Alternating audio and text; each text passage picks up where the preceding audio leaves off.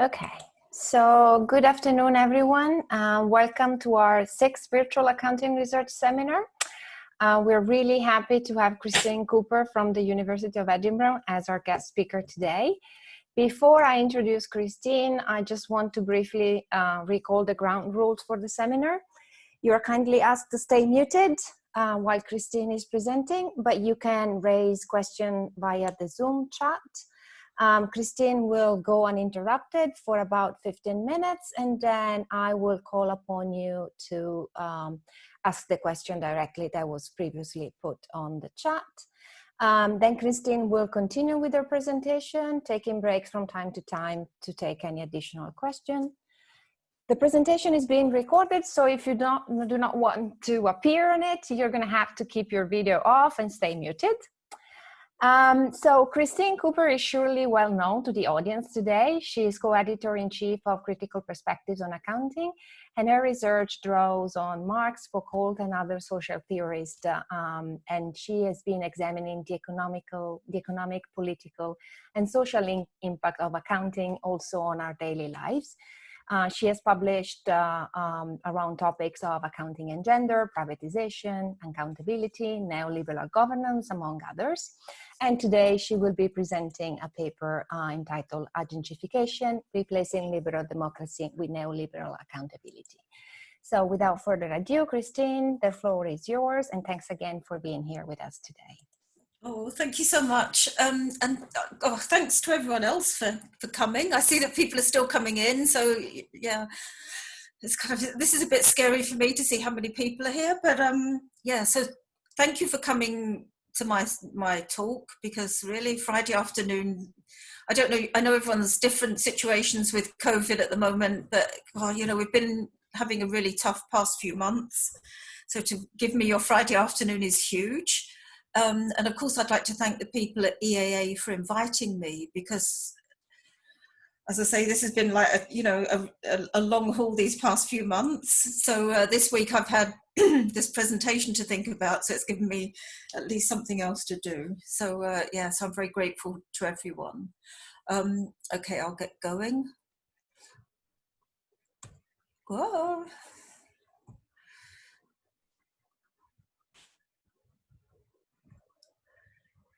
Yeah, so this is, I think, a technical issue. For some reason, oh, okay, we're here.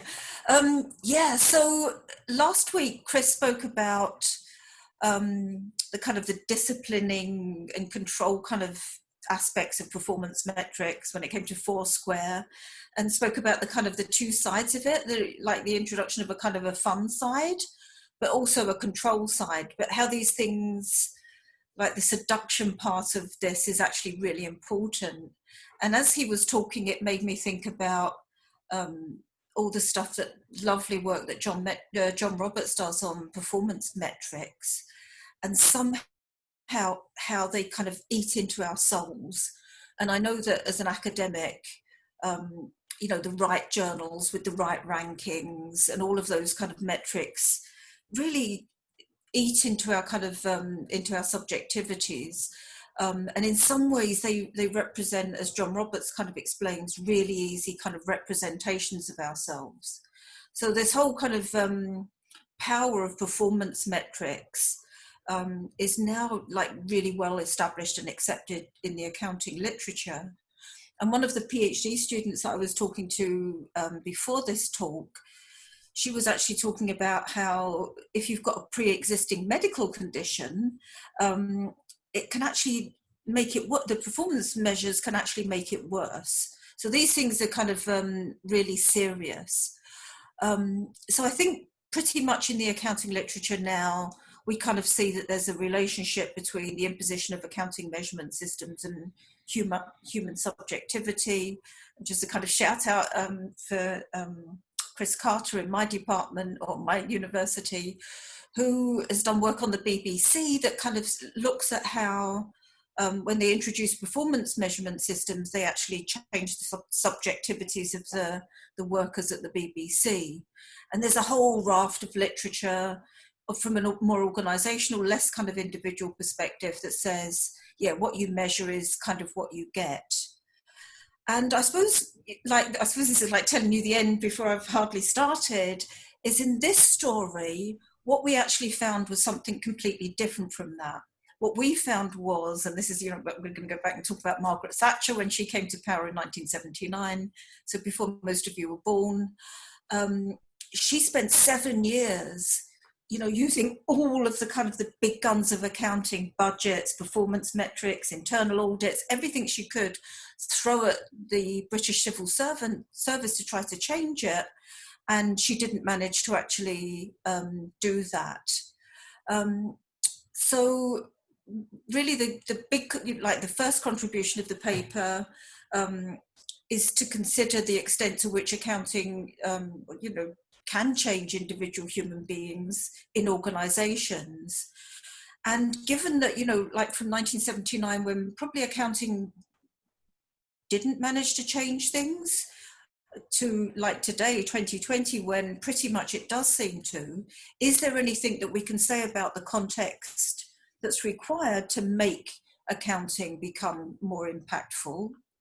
And then the second, I suppose, thing that we also, kind of contribution that the paper makes is because we're looking at the genesis of the use of accounting in a very kind of particular way, we actually can ask the question, like how do we get to this situation now where everyone just always kind of automatically assumes that performance metrics are the way to go.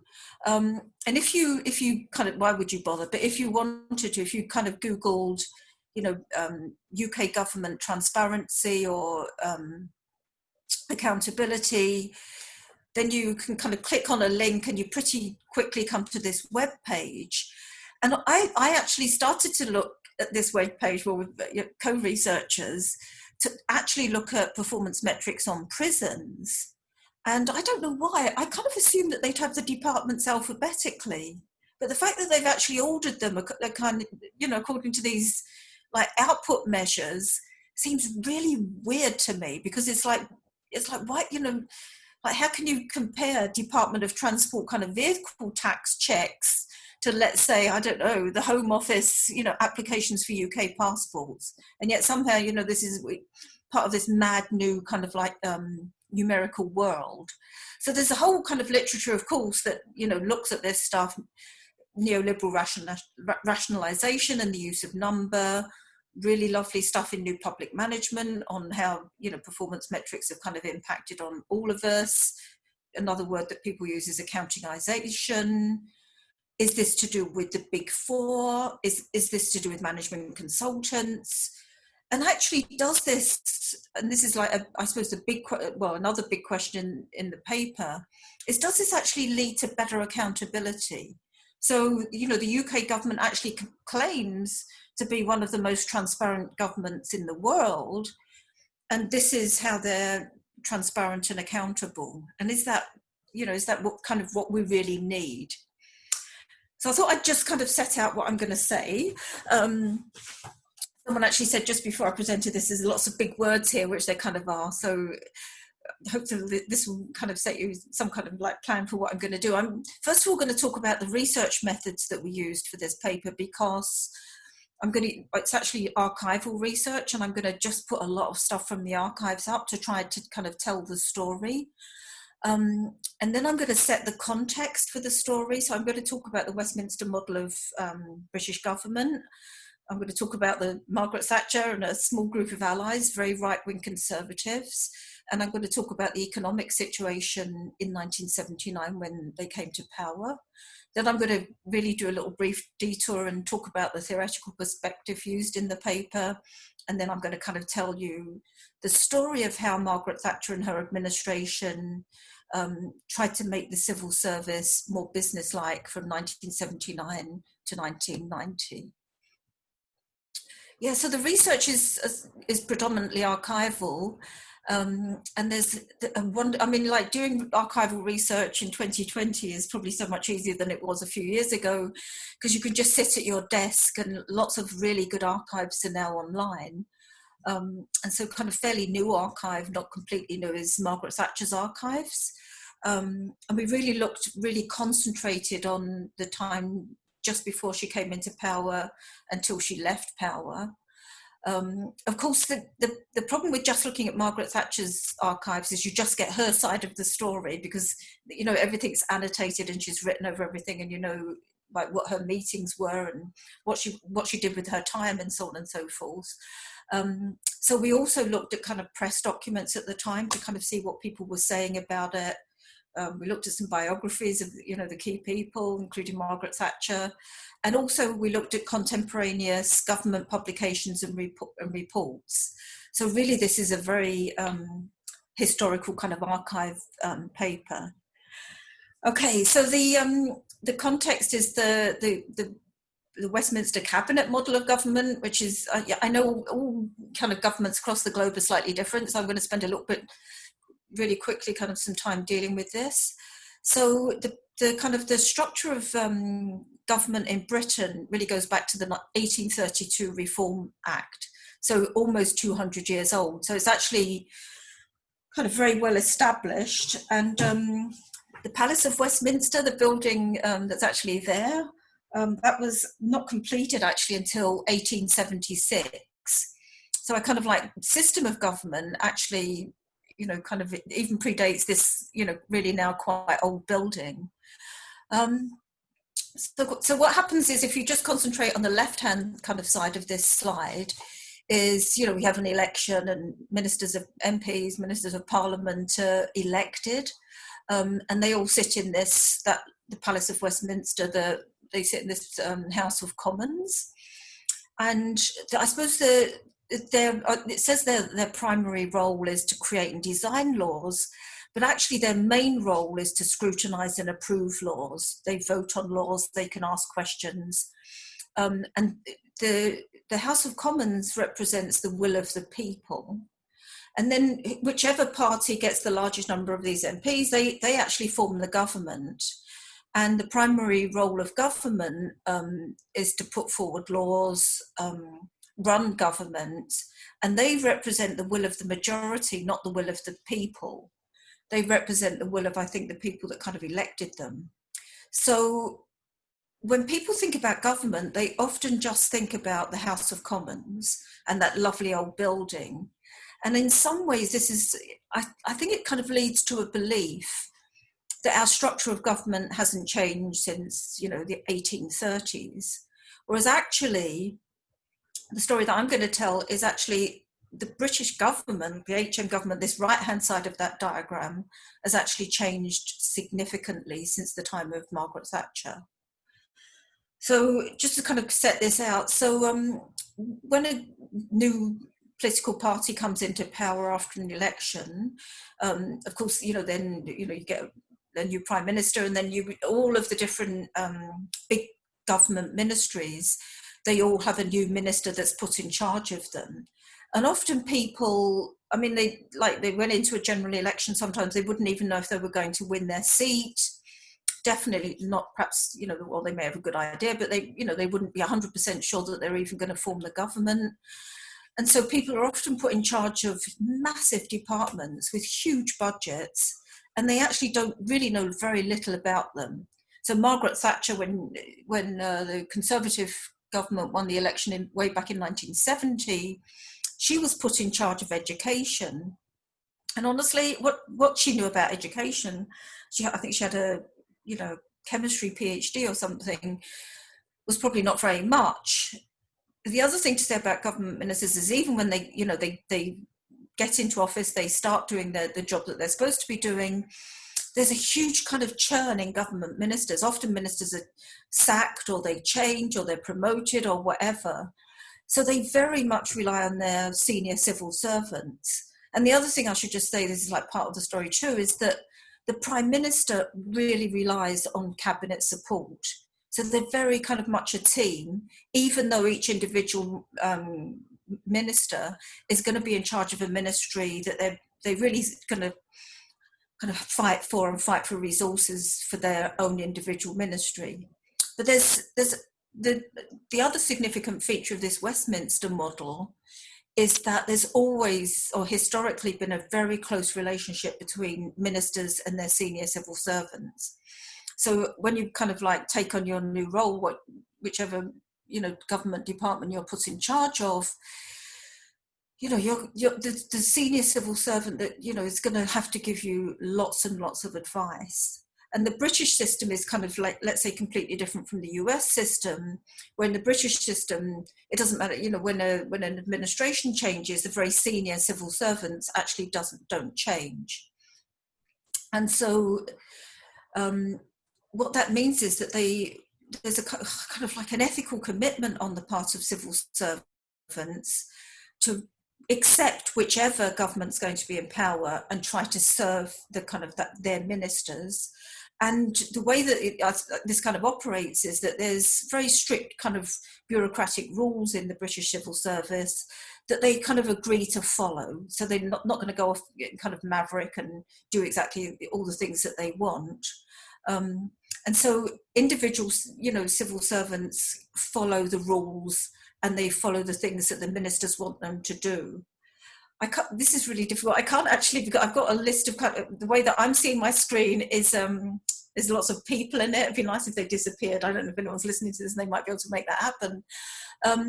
But basically this quote here is from Weber, and pretty much the British civil servants, probably post-war, actually very much kind of like, if you looked at Weber's kind of bureaucratic model, they very much followed that model. And so when a new minister comes in, they would let's say to their civil servant, I would like to do this, and the civil servant actually says, well, perhaps you need to think about that, and they will kind of discuss it with them, and it is their duty to kind of raise this objection to what the minister wants to do. But if the minister says, no, this is what I want to do, then then the civil servant has to try to do exactly what the minister wants them to do. And Margaret Thatcher, when she took over the education brief in 1970, she absolutely couldn't stand her senior civil servant. And apparently she arrived with a list of 18 things that she wanted done that week. And he kind of said, you know what, this isn't how it works. We talk about this stuff, we discuss it. And so she actually went off in tears to someone to try to get the senior civil servant sacked, and they wouldn't sack him. So, but most ministers have a kind of a different relationship with their civil servants, and they kind of completely get on with them. So nominally, at least, all civil servants should be treated, all citizens should be treated equally according to the kind of the rules of the state. So this is really important to have kind of efficient administration. So you're not going to get people going off and making all of their own rules or whatever. And it's really crucial for the production of mass democracy and kind of equality. That at least nominally, as Wendy Brown says, everyone should be treated exactly equally by the state. Okay, so then we get to the group of right-wing conservatives. So I could go around and name them all, but probably the most important person is on the top right-hand side kind of picture. That's Sir Keith Joseph, standing with Margaret Thatcher. He was kind of these group of 6 people, well, Nicholas Ridley, Norman Tebbit, Nigel Lawson, and so on and so forth. But Sir Keith Joseph was actually the person that was really due, according to this kind of cabal of quite ultra-right Conservative MPs, he was due to be the next leader of the Conservative Party, or that was the person that they wanted to be the next leader of the Conservative Party. And he actually made a speech that was talking about working class women, single parents, shouldn't be parents. And it kind of so upset, the press at the time. It caused quite a kind of a stir. So it was kind of decided really he wouldn't be the good candidate. And so then Margaret Thatcher actually became the candidate. And Keith Joseph was actually a kind of like a fellow traveller, part-time member of something called the Institute of Economic Affairs, which was incredibly influenced by the work of both Milton Friedman and Friedrich Hayek. And later on, Milton Friedman actually admitted that if they didn't have the Institute of Economic Affairs, probably there would never have been a Thatcherite revolution. And so Keith Joseph, kind of came in and out of the Institute of Economic Affairs. And then in 1974, the Conservatives lost the election. And so he really started to become much more kind of seriously committed to understanding the work of Hayek and Friedman, and started to kind of read books, really kind of set himself up and educated himself to be the next kind of right-wing leader of the Conservative Party. And I really, I've just kind of like now started to kind of, I'm going to dig out more things from the archives. Like throughout the archives, you can kind of see that there's a very close relationship between Hayek and Friedman and Keith Joseph, and then later on between them and Margaret Thatcher. So on the left-hand side, it seems that Keith Joseph, this is when he was like heir apparent, the next kind of Conservative leader, or potentially the next Conservative leader. He'd given a speech in Preston. And it seems that Hayek had actually heard about the speech and written to kind of like congratulate him. And so this is on the left-hand side, the kind of the memo or the letter is from Keith Joseph thanking Hayek for saying that he'd given a good speech. And then kind of like, I suppose a real kind of, like artifact of the time, the middle kind of document is a telegram, really from Hayek to Margaret Thatcher to congratulate her when she'd won the election. Thank you for the best present on my 80th birthday anyone could have given me. And then on the right-hand side, there's a kind of a letter from Thatcher back to Hayek to thank him for his telegram. So Keith Joseph wanted to become much more kind of educated about, I suppose, more kind of, we would call it kind of neoliberal, neoclassical economic kind of thought and theory. And he didn't actually think that, he kind of thought that he would need to have a kind of a new institute that was kind of less academic and more kind of practical in its orientation. So he set up this Centre for Economic Studies, which he kind of differentiated from the old kind of IEA. And what his aim was to try to kind of ideologically make an ideological shift in the Conservative Party. And so he became the kind of like the chairperson of that. And then he actually kind of, I suppose, started to introduce Margaret Thatcher to the, all of the ideas that they wanted to promote in the Centre for Policy Studies. And so Margaret Thatcher became the vice chairman.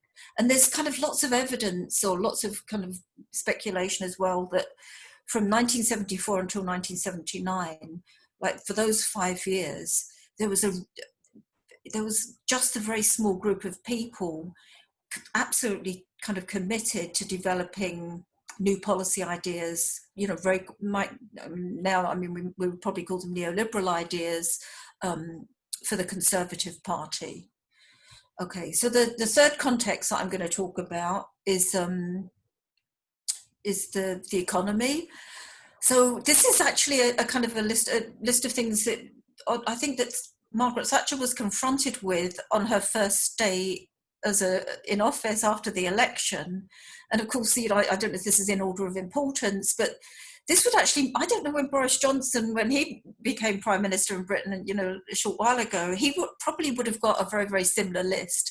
So the economics, of the country, the budget, public sector paying cash limits, energy, the EU, open government, devolution, the whole Scottish problem, Ireland, there's lots and lots of these things that, completely familiar to us today. But probably what's not kind of quite as, scary is the economic stats, comparing Britain with the 7 major OECD countries back in 1979. So I understand there are problems with GDP, but the GDP of Britain, was far worse than any other of the 7. Productivity growth was almost almost at the bottom of the kind of list of countries in 1978, 79. The really scary thing, I think, in terms of trying to manage a country was the consumer price index. 1974 to 78 average was 16.1%. And so for lots of consumer goods, this is like an average figure. They would have actually been a lot higher than that. And not only did they have very, very, very high inflation, they had also, that was aligned with really, really high unemployment. So when Margaret Thatcher kind of came to power, the economy was definitely an issue. So I know that Giovanna's going to slip, but I'll just finish this bit at the context, and then perhaps we can stop.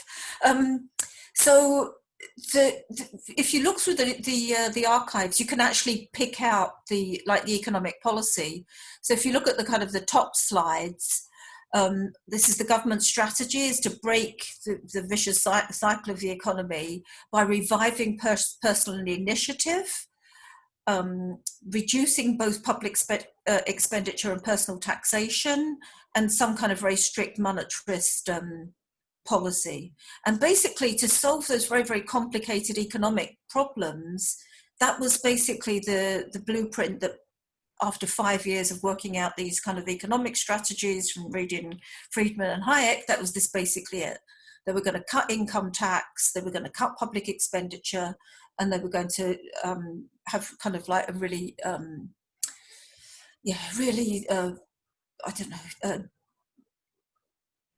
restrained kind of monetary policy. And the way, you could read through these, but the way that they were going to also do that was to increase nationalized industry prices. So utility prices were going to go up, also reduce expenditure on those kind of areas. And basically the extent of the tax savings very much depended on as the bottom number 23 says, the scale of sales of public assets.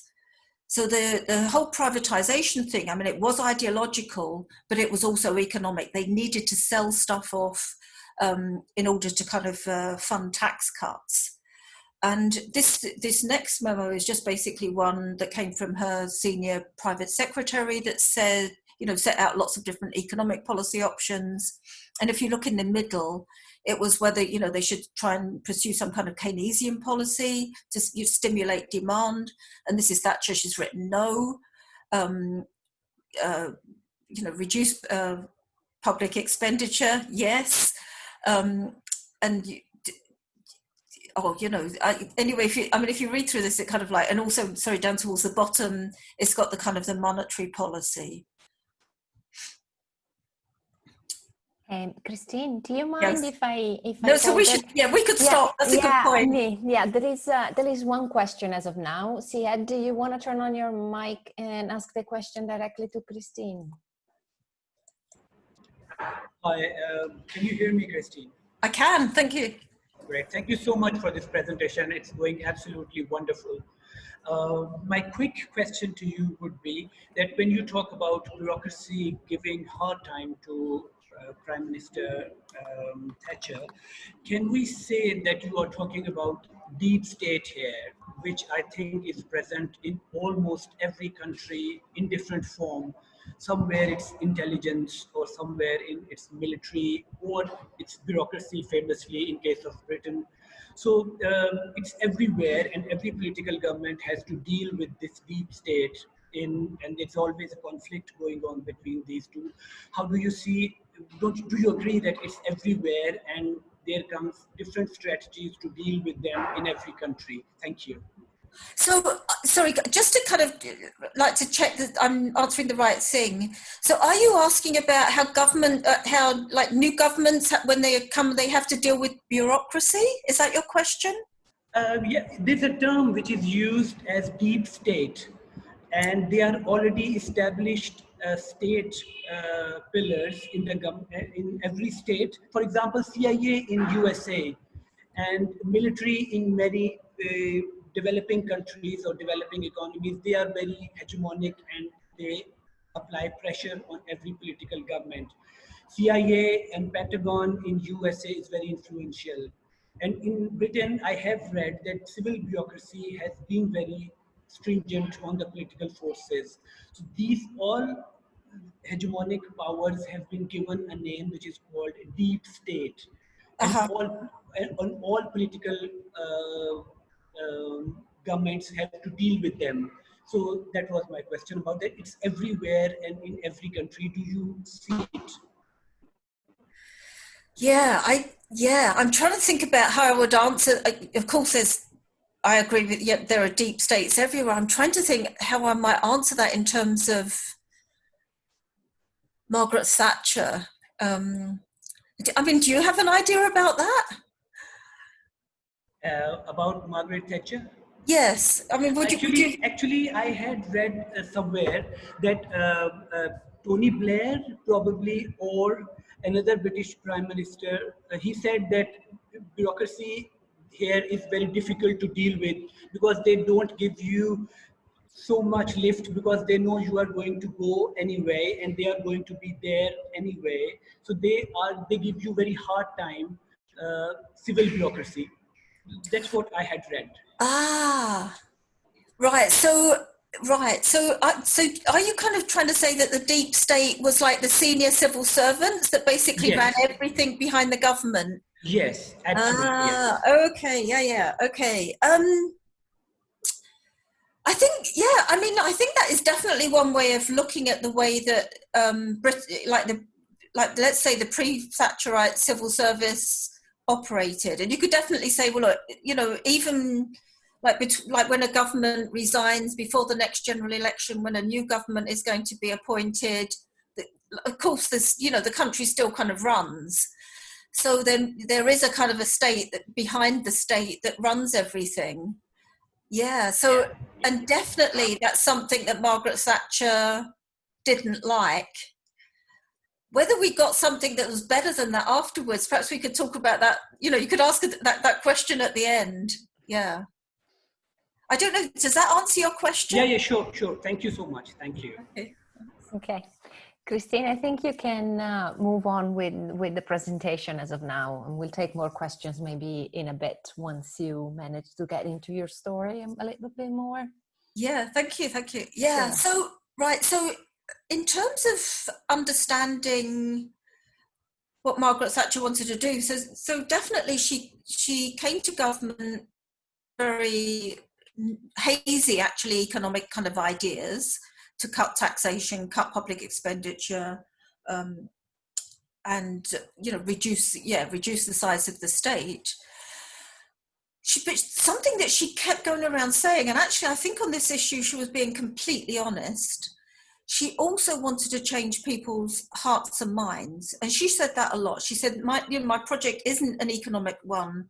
It's a kind of like, it's a project to change the hearts and minds of people. And one of the functions of government, aside from, ruling and running the country and stuff like that, is to actually set up some of the kind of the main rules that actually do help to constitute our subjectivities.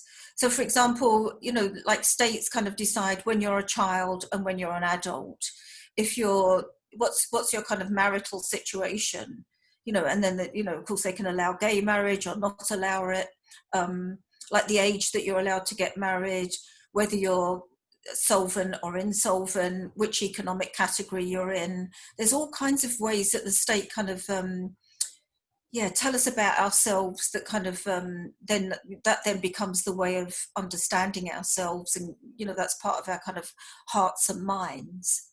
And I think one of this Wacon quote here is trying to kind of say, if you just look at the economics of what Thatcher was doing, you're going to miss a kind of a really important state function, which is actually constructing our our subjectivities. Okay, so this is just this is like a little summary of what I've kind of said, really. So she came to power in the wake of a post-war settlement, which had massively increased the size. I mean, probably states across the world, definitely the British state, lots of things that were previously private owned were nationalised. They were all brought under state control. So they're very big kind of state bureaucracies at the time. That were deemed to be bureaucratic and inefficient. Whether that was the case or not is empirical question, I suppose. What those big old state bureaucracies did allow, though, was more kind of central planning, and they also enabled, the state to kind of have a lever on how much unemployment or employment we could have. And despite that, we still had kind of growing massive unemployment. So Margaret Thatcher didn't actually have this kind of like fully planned neoliberal blueprint, but she was actually, because of these 5 years, working on different economic understandings and ways of looking at the world. She was actually quite well prepared. I mean, one thing that I would say is that everything she kind of did had never very much been tried anywhere else in the world. So she, in that sense, she had all these new ideas. She was a kind of a revolutionary, trying out lots of new things. She did have this thing called the Ridley Report, which was, I mean, honestly, if you Google this, it's a completely fascinating document that talks about the Conservative Party, like pre-election desire, and they didn't have the word privatization. They called it denationalization, so selling off, big state-owned companies. And they kind of completely understood in this document that really what you needed to do was to break up the trade unions in order to be able to, privatize and do all the stuff that you needed to do. And it actually, this Ridley report did have a blueprint for the miners' strike, almost down to the last kind of detail of how they were going to take on a very big union, and they needed to defeat them in order to kind of defeat trade union opposition to what they were trying to do. And something else that they hit the ground running with when Margaret Thatcher won the election was the setting up of something called an efficiency unit, that I'm going to talk about after I've spoken about the theory. Okay, so the theory in the paper draws from Pierre Bourdieu, and I'm not going to give a big kind of explanation of all Bourdieu's theories, but I'm just going to talk about the ones that are really important in terms of understanding our paper, although of course all of Bourdieu's concepts work together, so you can't actually differentiate any of them. But nonetheless, so he actually, when he spoke about the state, he kind of understood that the state could, one way of understanding the state, it could be seen as a kind of a collection of different fields. So I've just put, of course, in the British states, there were more fields than I've set out here. And of course, some fields are bigger and more powerful than other fields, even when it comes to all the different state fields. And they're kind of relational. So they're all kind of like vying, this about government ministers, they're kind of vying with each other for kind of getting more power and probably more money, more resources, making what they do more important. Sorry. And so we actually talk about Margaret Thatcher as, when she wanted to change the civil servants, as actually doing it in two ways. So when it came to the big state fields, we're kind of saying that this is a kind of a horizontal battle. And so what if she actually wanted to tilt state priorities away from what Bourdieu would call the kind of the left-hand side, or the more social oriented side of the state, towards the right-hand side of the state, the kind of the economic and some of the more coercive aspects of the state. And in some ways she could kind of tilt those priorities by cutting the budgets of the kind of the left-hand side of the state and making a lot of privatizations. And this was actually, like you can see this from the Wacom quote that I just put up, this was actually what Margaret Thatcher was kind of known for. And as an activist, like at the time, this was where we kind of spent our energies trying to fight things like privatization and cuts to public expenditure. So definitely austerity and privatization did weaken the left-hand side of the state. And this is all that, like this, as I say, this is what everyone was kind of talking about. But while that seemed to be a kind of the clear focus of like political activists, behind the scenes, there were actually in some ways more profound and revolutionary changes that were actually being made completely away from the kind of the view of the public.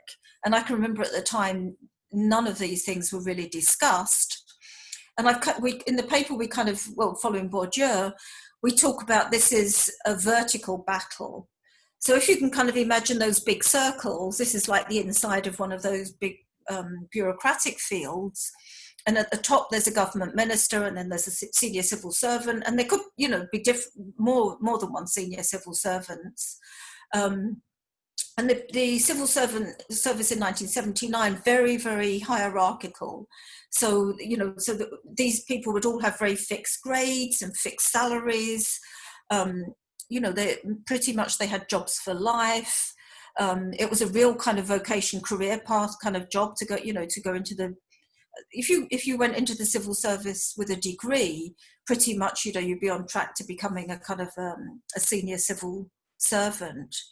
And and the thing about bureaucratic fields is that they kind of have strict rules, and gradually those kind of rules, kind of just like performance measures in some ways, kind of become part of you. They and the Bourdieusian phrase for this, I'm going to talk about this in a minute, is they kind of become part of your habitus.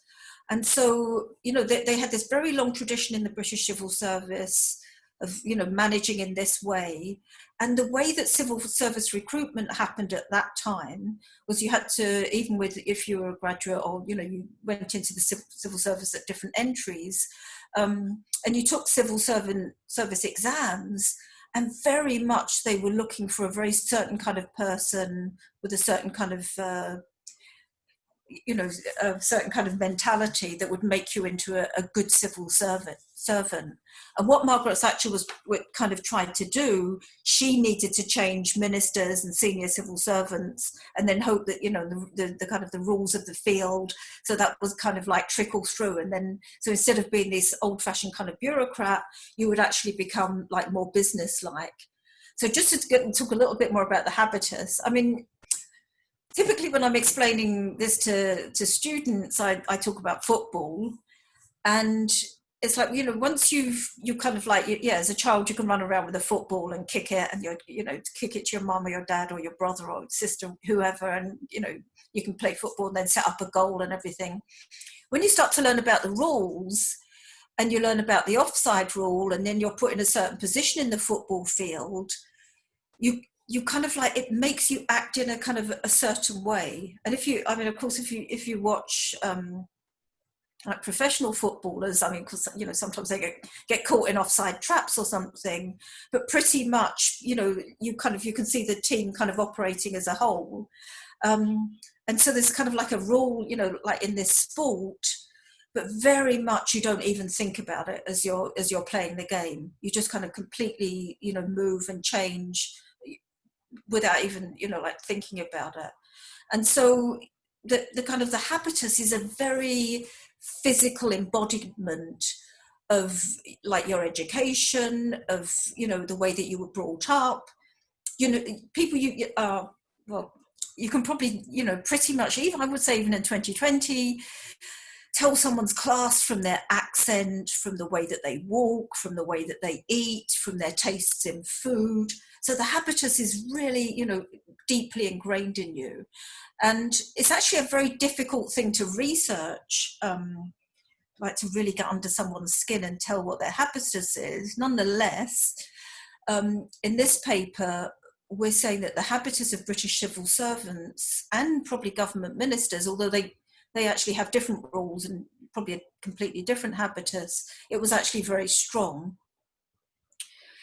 So what Margaret Thatcher needed to do was to change this very powerful habitus of civil servants. This is the way, changing people's hearts and minds, and to inject management principles, into government departments through internal audits, management accounting systems, information systems, tighter budgets, performance metrics, and so on and so forth. So the stuff that I said at the beginning of the paper, like this presentation, when we kind of pretty much assume now that if you change accounting, you somehow change people and you change organizational practices. Margaret Thatcher tried to do that back in 1979, and just to kind of like, basically, and this is like, probably I should wait till the end to tell you this, but our story is that for 7 years she kept on trying this stuff, and she beat the unions, she did lots of different things, but one thing that she couldn't do was change the behavior of her civil service. Okay, so I guess the rest of the talk is like, I'm going to talk a little bit about how she tried to do that, and then some of the implications. Yeah. Christine, sorry, there is a question from the audience, so if you don't mind taking it before you go into... No, this would be good. Yeah. Mike, do you want to ask your question, please? Sure, thank you. Great presentation so far, Christine. Thanks for that. I very quickly jotted down 5 of the 11 problems that Thatcher came into office to find. And I was just wondering what your take from your research is on her role in the fact that so many of them remained problems after she'd spent so much time in office. So things like inflation, problems for everyone for all time, basically. But we've still got one of the lowest productivity rates in Europe. Although she played quite a major role in or publicly at least, in the transition of the USSR away from Soviet communism, that East-West issue still hasn't gone away. And the role of the public sector is still an open question. Yeah.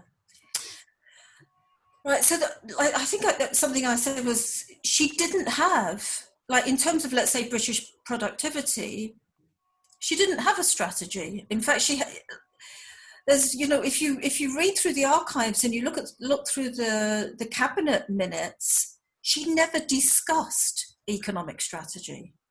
I mean, it's like amazing. So, like, I don't know, like 5 years of training from Friedman and Hayek and people, and she didn't have an economic strategy. I mean, she really didn't, and it was nothing like that was ever discussed in cabinet. So. Yeah, sorry, that was the first part. There was another part, yeah. Role of the public sector, East-West problems. Yeah, why she didn't sort those out. No. Yes. With productivity, if we could just go back to that if I can for a second, is this fetishization of the free market such that she didn't see a need to discuss this? The market would solve this somehow, and... She did. That's probably true. Yeah, she did think that as long as you freed up people from all these bureaucratic constraints, they would somehow act differently. And actually, it was such an ideological kind of vision of what bureaucracy was, because actually, I'll talk about this as well. I mean, so when she introduced all these different accounting things, the level of paperwork in the civil service increased dramatically.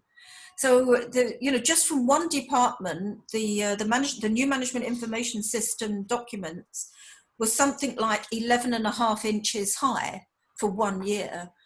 And so this idea, so of course, actually what bureaucracy really should mean is like the rules of the organization that you work for. So it would be completely crazy to think that, I don't know, Marks and Spencer's doesn't have a bureaucratic structure or rules. And of course, so big capitalist organizations need those structures, and so do government.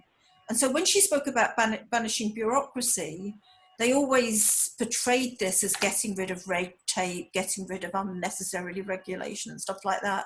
She actually meant changing it from being administration to being kind of more like capitalist style management. So there was a kind of like a huge shift in that. Okay. And I suppose Margaret Thatcher couldn't control the world, thank goodness. And so she wasn't going to be able to control what went on in the Soviet Union or anywhere else. Yeah. I don't know if that's helpful or no. Yeah. is the only other thing I had written down from that list of 11 was the EU, but I think we'll probably leave it there. Yeah, I think there is somebody Thanks, else Christine. with a question, so I'm going to let Yeah. Stuart ask his question as well. Hi, Giovanna. Hi, Christine. Hi, Thanks very Stuart. much. Hi, thanks very much for the presentation and everything. It's just following on from Mike's question. And it was really interesting what you said, that she didn't appear to have an industrial strategy or a strategy towards efficiency. But we know that what happened during the period under her was there was a twisting of the economy away from manufacturing and towards financial services and the City of London and so on. So was, from looking at the archive, was that a conscious thing? Did you find evidence of that, or how did that kind of emerge? Yeah, actually, do you know, I can honestly say, and by the way, these are massive archives, and so I, definitely haven't read every single thing. I've never seen it on any of the, like, let's say the cabinet minutes about closing. I mean, basically, yeah, I was going to say closing British Steel and some of the, like the stuff that she did. I mean, yeah, so basically anything that was owned by the government that was productive, and there were lots of productive things that were owned by the government, like British Leyland, and I mean, there was like now I suppose it's impossible to kind of like imagine this, British Airways, there was, the post office, telecommunications, everything was owned by the government. And so basically her strategy was then to sell that, and then the private, like I suppose Mike said, the private sector would sort it out. And clearly they didn't. And there, the level of underinvestment in Britain, I would partly think this is linked to our tax policies. So if you're in an economy and you want to be in that economy, but you have to pay quite significant taxes, bizarrely, that means that you want to invest to make your productivity like more efficient. Whereas in a country like the UK, which is, very low taxes, you actually do not have to invest so much because you've got a cash cow. So you can use, cheap labor. You don't have to, worry about having decent machinery and stuff like that, like well-oiled production facilities, because you're not paying any tax. You can get labor cheap. So why invest? Because you can actually still bring lots of profits out of Britain. So, yeah. That probably doesn't. It also, I suppose, as well, it might be part of the limitation here, just focusing a question on, or looking at just at her archive, because of course they were in power for so long during that period in the 80s, and there were other people who had other ideas, and I suppose it's the big centerpiece of that is the deregulation, the big bang in the London Stock Exchange in 87, which maybe she didn't have that much to do with. It was other people in the cabinet and other people in the Conservative Party who were pushing that. Yeah. I mean, I suppose the longevity of Margaret Thatcher was actually one of the reasons why she manage to do what she did. So, yeah. I mean, very, very long-standing Prime Minister. Yeah. Great, thanks. Christine, I think you can go on with, yeah, thanks. Thanks. Okay, so basically Thatcher had, I suppose, in the end, kind of two strategies in order to change the habitus of her civil servants and make the practices of the civil service more business-like. The first one I've kind of already alluded to was before the election, this was kind of agreed that if she won the election, then Derek Rayner, who'd been the head of Marks and Spencer's, would come and give his time free to Margaret Thatcher and set up something called the Efficiency Unit.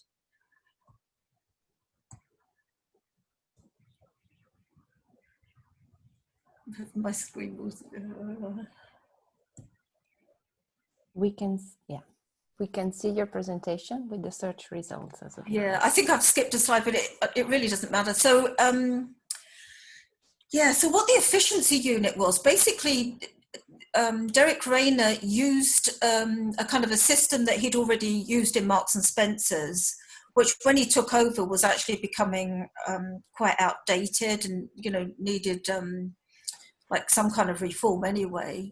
And what he did with Marks and Spencer's, he set up little small groups of quite young, ambitious kind of management path trainees, and allowed them to go into departments and do whatever they wanted and really shape them up. And so they kind of did that this is what he did in the civil service. So we had this kind of team of people very small team of people that worked under him. And each government ministry had to say that they were, or suggest areas for this team to look at. And then this team would actually recruit people from the department. So it's kind of almost like a self-audit really, but kind of set up this big internal audit system to look at specific areas that had already been kind of pre-selected in order to kind of make them more efficient. And every year there was this kind of like each individual minister had to put forward different areas in their departments to be subject to the scrutinies. So if this is just like, I thought I'd put this up just, showing what it's like going through these archives. So if you look at the top one, government machinery, Department of Employment letter to number 10, efficiency in government. And if you click on that document, you'll get the suggestions that were made by the Department of Employment, putting forward areas that should actually have one of these kind of internal audit scrutiny processes. And I'll just say this as well, and I'm kind of saying this because this has got resonances with some of the things that are going on now, is that basically to get an outsider in to do some of this stuff, it avoided having this very strong kind of bureaucratic following the rules, equality, fairness, treating everyone exactly the same. And basically, so there would be kind of less, bureaucratic perfectionism, and there would be rougher justice in administration. So the suggestion was, look, getting someone else. And actually, I've spoken to people that were senior civil servants actually at the time, and they talk about Reyna's raiders as being like the Spanish Inquisition arriving and really riding roughshod over everything and making everyone's life a misery and totally disregarding any kind of, the habitus of civil servants really. So that you don't really need to follow the rules anymore.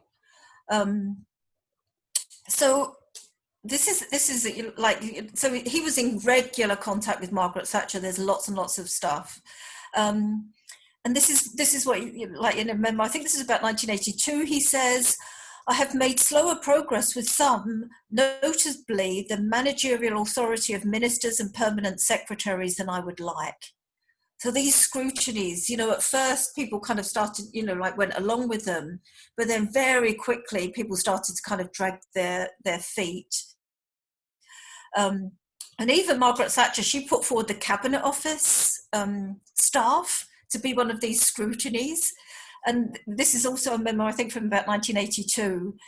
And basically, her own staff salaries went up by 22.1%. That's what the scrutiny found. She couldn't manage to even cut her own budgets.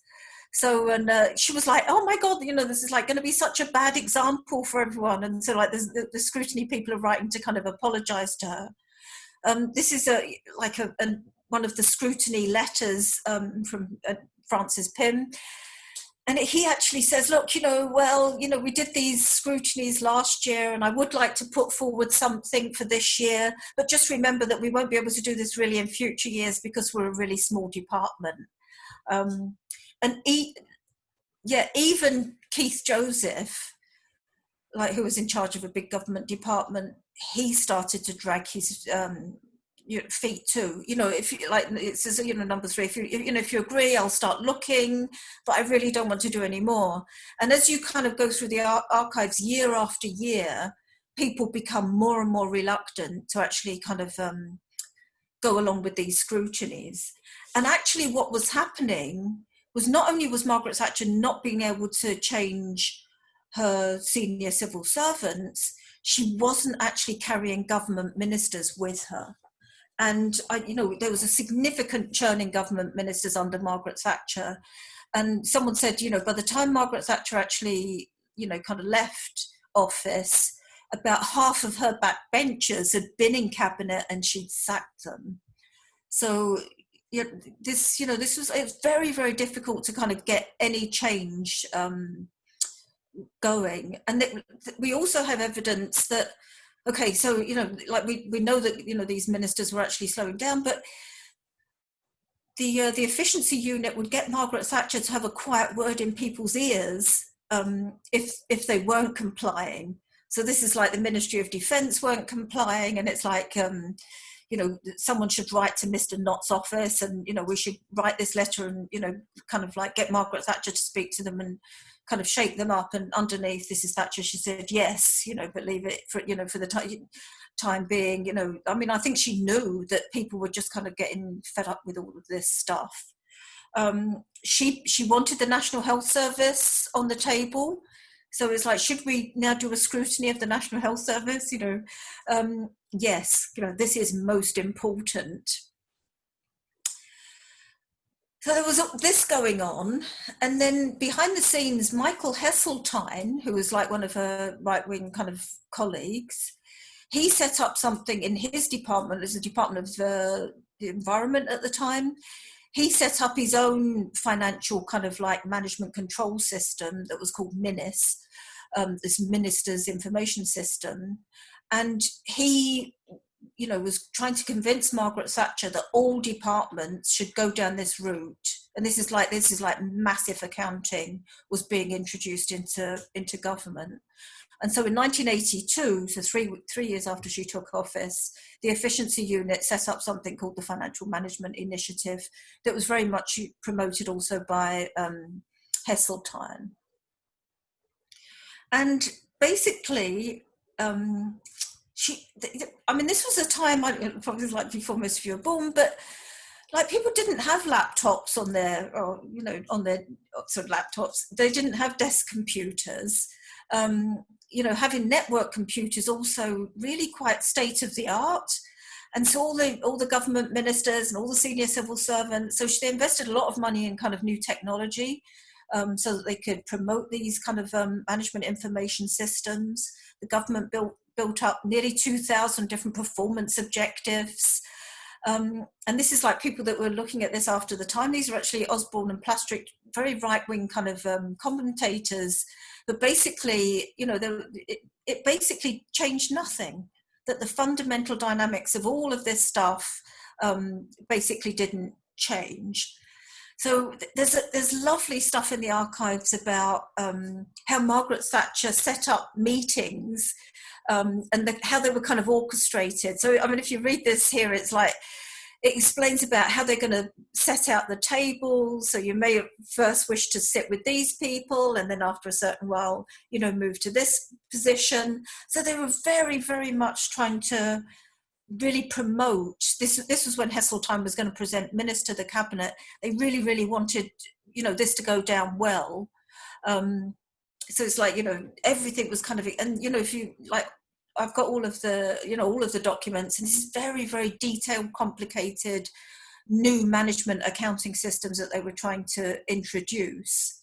And basically it went down like a ton of bricks, basically. None of the ministers there, if you read this kind of document, they got a generally kind of disappointing kind of reaction, even from those who spoke about it. No minister wanted to introduce this kind of stuff, apart from Heseltine, who was quite a zealot on this issue. Nonetheless, this then became the next kind of, they still carried on with the scrutinies, that didn't stop, but then they kind of introduced all of this accounting stuff. And she, this is like the memos that we know we've got no intention of kind of slowing anything down. Departments have been asked for to put forward performance measures, different, performance incomes, output measures, and different kind of management information systems. So everyone didn't have to exactly adopt MINIS, but they all had to adopt MINIS-style systems. And then there's loads of stuff in the archives about exactly what each of the systems did and didn't do, how they would operate, and so on and so forth. I just thought I'd say this, because if you said to me before I started this research who actually was promoting all of these changes in government, I would have said Big Four, or not that they were Big Four, Big Eight in those days, or management consultants. And we only actually found 2 or 3 serious examples of accounting firms giving any kind of advice to government. And I think it was mostly because they were seen to be just too expensive. So this is like a report on using accountants as management consultants. And they said here that the Coopers and Lybrand assignment in the Minister of Agriculture, Fishery and Food cost 165,000. And a similar kind of Touche Ross assignment, in the Department of Industry was 200,000. That is the price of 23 Rayner scrutinies. So it was like much, much cheaper for the government to do it themselves. And like the other box that I've got are comparing all the different rates of Coopers and Lybrand against different grades, very senior grades, civil servants. So they were actually considered to be very kind of expensive and actually sometimes not that good. Okay, so after 7 years, before actually this, but coming towards the end of the 7 years, Rayner kind of went into the background, and basically the new head of the efficiency unit became this guy called Robin Ibbs. This is his picture. And what he did a big report, and like every single scrutiny, they would always say, these are our projected savings. They never made the kind of savings that they said that we're going to do. And so Ibbs actually said, look, their savings didn't amount to a row of beans against the general level of total expenditure.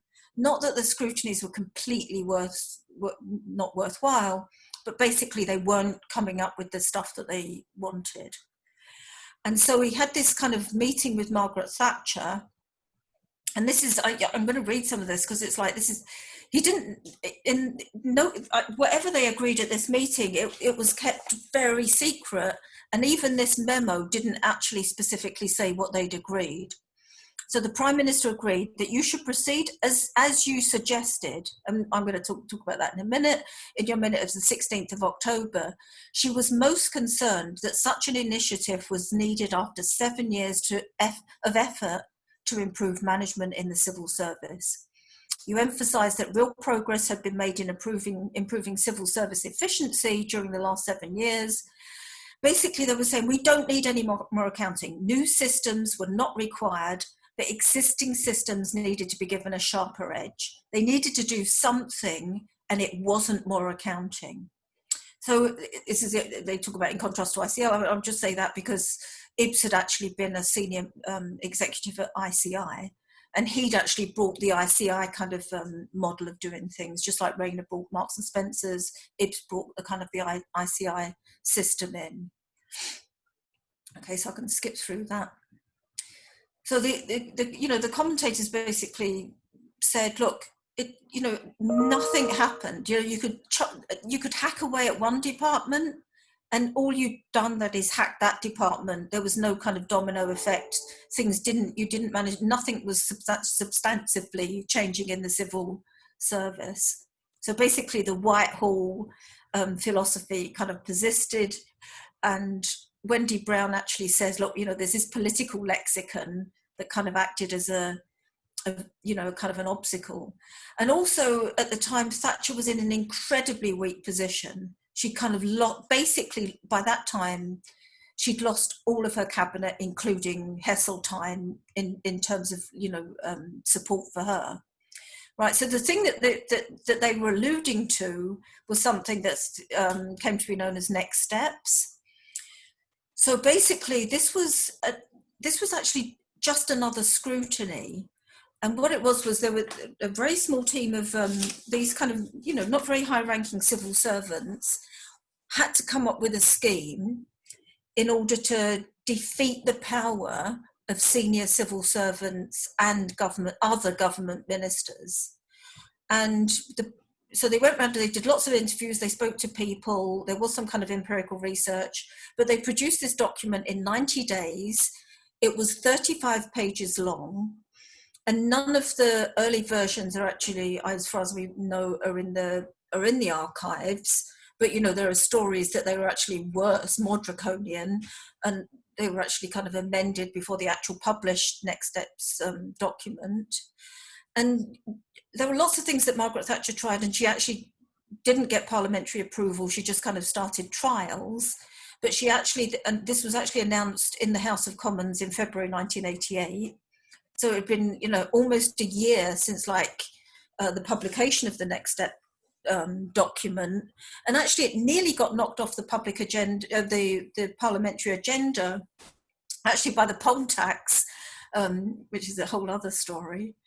And this is what Next Steps actually recommended. It says, right, you know, like this is the way that we need to change the civil service. We need to separate service delivery from ministers. So in the diagram where I kind of did the minister and then the senior civil servant, we need to chop that link. So this would, like at a stroke, overcome the problems that ministers hadn't managed to force the correct change onto civil servants. Then you were going to like get the big old state bureaucracies and break them up into what are called service delivery agencies, which, you know, now are agencies, and they should be given autonomy in the way that they conduct their operations. And the way that they would be held accountable would just be a kind of a contracting relationship with government that was, you know, to do with value for money and other kind of performance metrics. Okay, the big fly in the ointment to implementing this stuff was bizarrely Nigel Lawson. And I put this is doodlings of Margaret Thatcher at a dinner in 1982 after she'd just won the Falklands War. So you'd imagine, like, after winning a war, you know, the Tories were at their, you know, peak, really, that she would have had lots of support. But actually the against us list is very long, and the for us list has got, you know, Cecil Parkinson, Norman Tevitt, Nigel Lawson. Norman Fowler gets a half, and Keith Joseph. And actually, so just to kind of like say probably how much of the cabinet support that she'd lost, her biggest enemy when it came to introducing agencification was actually Nigel Lawson, who was the treasurer. And so he was actually just really worried about losing Treasury power. And so, I mean, he argued about that. But one thing that he did bring up was that the problem with these new agencies was that they were breaking, you know, 150 years of parliamentary accountability, because ministers weren't going to be in charge of departments anymore. So ministers couldn't be held accountable anymore for the activities of their departments. And so there was so much kind of tension going on between Margaret Thatcher and Nigel Lawson that it was actually agreed that these kind of accountability metrics, the government, so government ministers, when it came to kind of making these contracts, the government ministers could specify the accountability metrics. They had nothing to do with what was actually going on in terms of the operations of government anymore, but they could still set the kind of like these metrics that we now see as transparency in government. Okay, so I mean, perhaps I kind of know I'm talking for too long, but so basically, this is kind of described as separation of steering from rowing. And so all the big old kind of bureaucratic fields was dismantled. All the kind of the rules and you know the commitment of people to those fields were, you know, kind of thrown out. Political kind of people were going to be replaced by kind of business people, and they were going to be completely autonomous. So they were basically, this was the way to make like, especially, you know, agencies could be profit making. They didn't, you know, they didn't have, so basically this was a way of, like, I suppose, starting to bring about kind of more market kind of rationality into the civil service. Yeah, so it also kind of involved, and often it was the same senior civil servants, but they were suddenly kind of given these new roles as heads of agencies. And what Margaret Thatcher did was she took away their kind of jobs for life kind of status, and they started to have to, apply for their jobs every 3 to 5 years. Their appointment was kind of very much linked to the achieving certain kind of performance metrics. They were kind of like transformed, I suppose, in a very kind of material way, I guess, as well as like a newly emerging kind of ideological way. They were going to get bonuses. They probably actually were going to be given much bigger salaries than they were already earning, because there was supposed to be now this market for kind of for jobs. In fact, lots of these people did suddenly get these massive kind of pay increases, and they were suddenly thrusting entrepreneurs and not kind of old-fashioned civil servants. Okay, so yeah, so I mean, if you're interested, like Wendy Brown writes this amazing stuff about how government, and she's actually talking more about the US, but like it happened in the UK first. So once you kind of get all this kind of like needs for contracts and everything, you basically replace, like you need business people to kind of, and you need a whole different kind of class of people to manage in the civil service. Yeah, so this is almost the end. So towards the end of the Conservative administration, after Thatcher went and there was John Major, Conservative MPs, I think, were kind of hoping for some kind of change back to even like a little bit towards the left. And they were worried about the quality of the service, the new public services that were being provided by some of these agencies.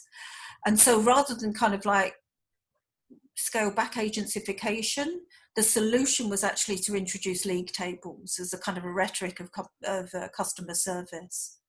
So the logic behind having these league tables was that this was the way that consumers could hold the government accountable for the quality of services. So just, I mean, almost like with traditional accounting, you can kind of say that it's like a veil that hides a lot of kind of sins. So in a new way now, the kind of the list of league tables and performance metrics that we get are actually kind of hiding, what's going on in the civil service. And as one of my co-authors, Jonathan Tweedy says, signs have actually become more important than reference. So it's like, have we achieved this? Not the way that we've achieved it, or, what were the inputs into the process and so on and so forth. So in terms of trying to understand why accounting didn't work in the civil service, perhaps we need to kind of think about how entrepreneurial subjects were constructed under Thatcherism. And of course, you couldn't really talk about a Thatcherite neoliberal subject in 1979 because, this whole program was really only just happening. This is my last thing. If this has all been, it seems to have been about Margaret Thatcher. I mean, of course, Margaret Thatcher wasn't a lone crusader. She arrived in British politics, and it could have been Keith Joseph, and if it wasn't her, it could have been Michael Heseltine. It wasn't just her. She was strongly supported by a class who were materially enriched by everything that was going on. And when she'd served her purpose, they got rid of her. And I know now, like she's, very kind of esteemed and everything, and she's suddenly like a conservative icon. At the time when they got rid of her, she wasn't. And I put COVID-19 here because I don't like to mention this, but I just thought so when you look at at the moment in Britain, and we have our ministers stand up and they say, right, we've got a target for testing for COVID-19 of 100,000 people a day. There is no policy behind that. This is like, now we have like management of the British, state by numbers with, no kind of like strong government levers behind that because of the way that the British state has actually been transformed. And I just put this here. I mean, if you said to me what unites Trump, Obama, and Clinton is that all of them have set up these the so-called SWAT teams, which are to make government more businesslike. And when Dominic Cummings, when Johnson was first elected, one of his big roles was to transform the civil service and make it more businesslike.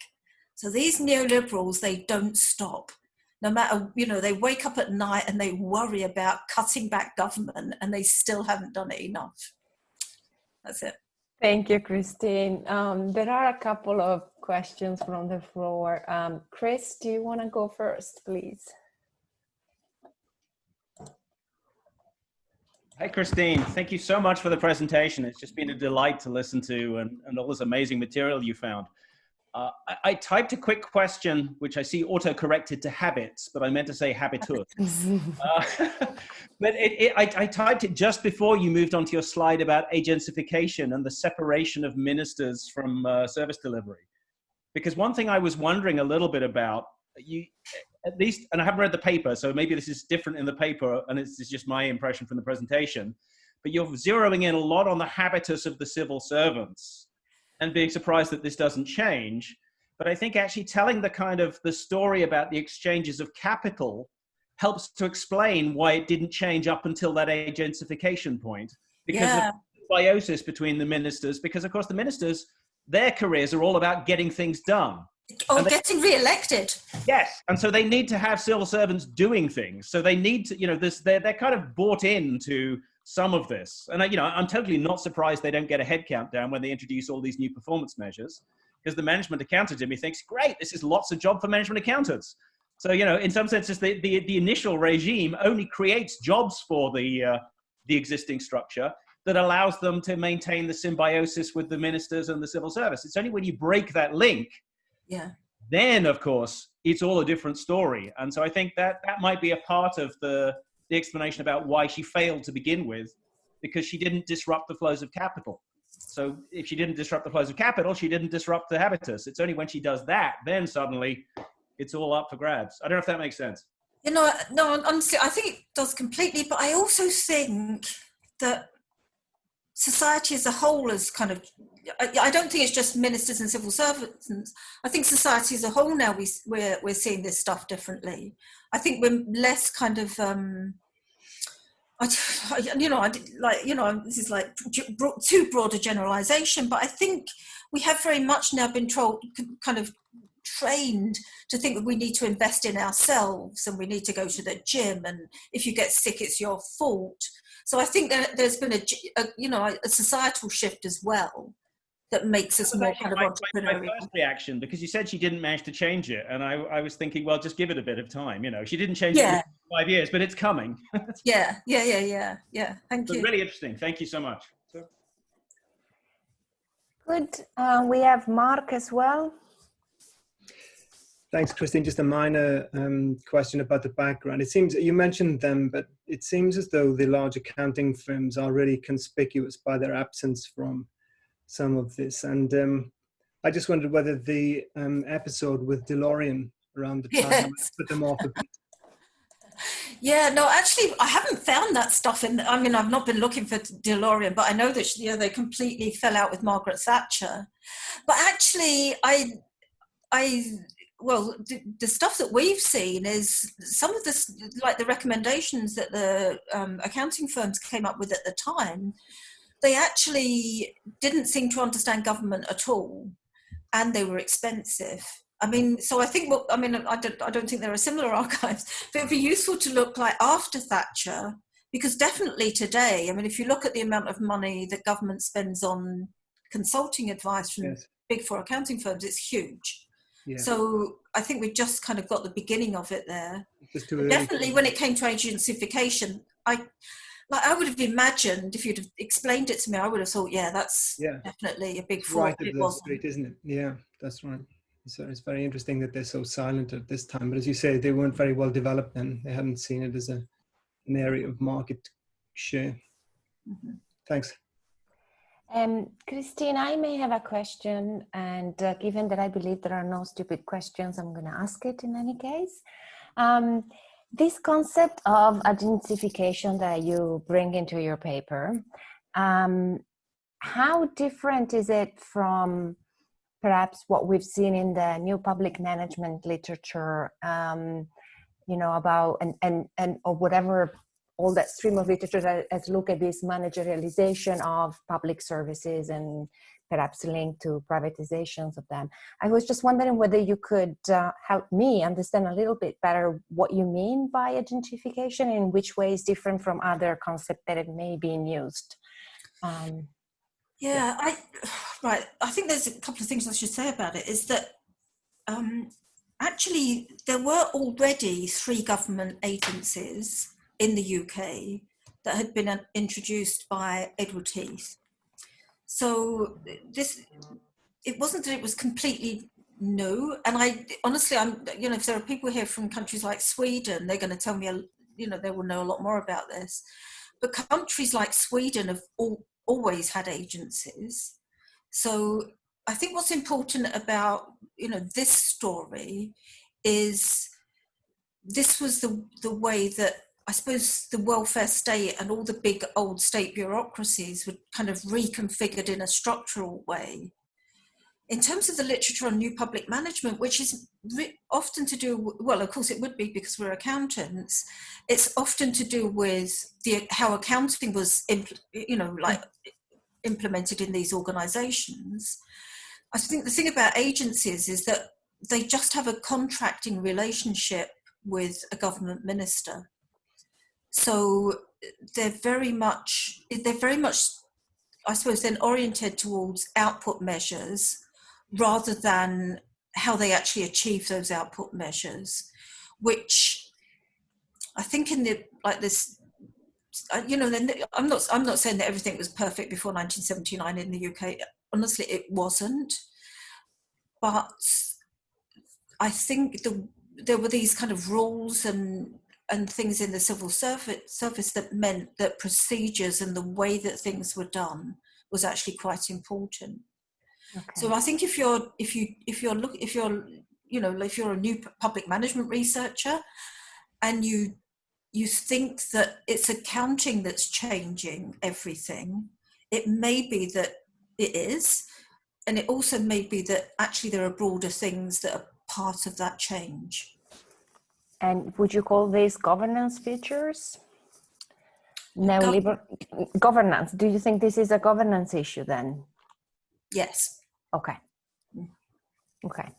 Thank you. Okay. It doesn't look like there are any further questions. So given we have 3 minutes to 5 o'clock in Europe and 4 here, I think we can thank you, Christine, for her wonderful presentation and everybody for attending and their comments and questions. Next week, everybody's saying thank you on the chat now, Christine. Next week, VARS will host Thomas Bourvaux from Columbia University with a paper on public companies audits around the Security Exchange Act. And as usual, the registration for all the for the seminar and the meeting slots will open later this evening. For those of you who have registered for the virtual reception, we are just going to start it in a couple of minutes. So thank you, everybody, and thank you, Christine, again for being with us. Thanks. Thanks. Virtual applause. Thanks. And very quickly, if you think, hey, I would like to go to the virtual reception but haven't registered, I think you can still just jump on. So if you feel like it, just go for it. Okay. Thanks a lot, and cheers, everybody. Thank you. Bye, everyone. Bye-bye. Thank you very much, and have a nice weekend. Thanks, Christine. Thank you.